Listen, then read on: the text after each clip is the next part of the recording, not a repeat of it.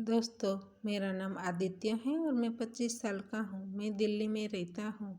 मैं काफ़ी हैंडसम दिखता हूँ। मैं दिल्ली में जॉब करता हूँ और मैं यहाँ पर किराए पर रहता हूँ। मेरे घर के बगल में अमृता भाभी रहती थी।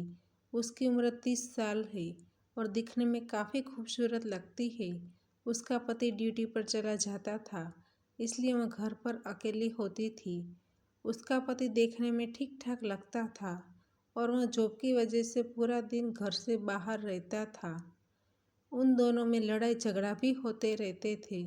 एक दिन रात के टाइम दोनों के बीच लड़ाई हो रही थी, इसलिए मैंने ध्यान से सुना था। भाभी कह रही थी कि अब आपके अंदर ताकत नहीं रही है। आप मुझे बच्चे कैसे दे सकेंगे?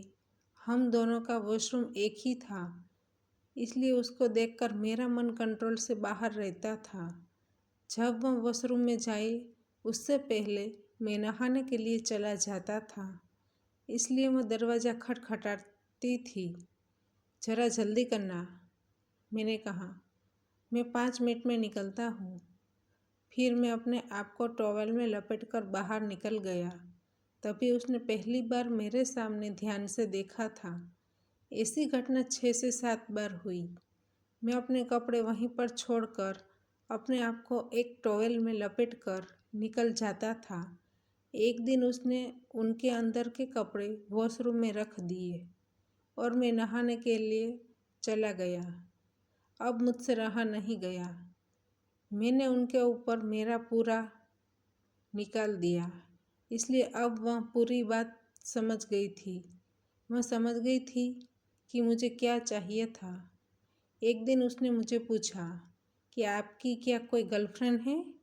मैंने मना किया तो उसने कहा, तो आप एक गर्लफ्रेंड रख लो और मेरे कपड़े मत करो।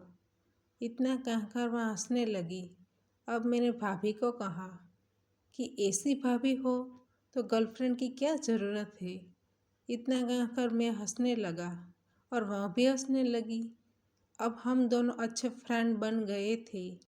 अब हम दोनों के बीच मजाक मस्ती भी होते रहता था।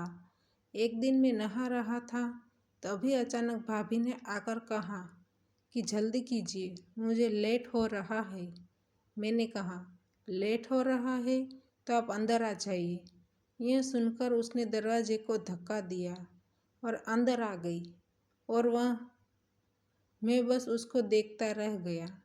उसको इस हालत में देखकर मेरे अंदर कुछ कुछ होने लगा था।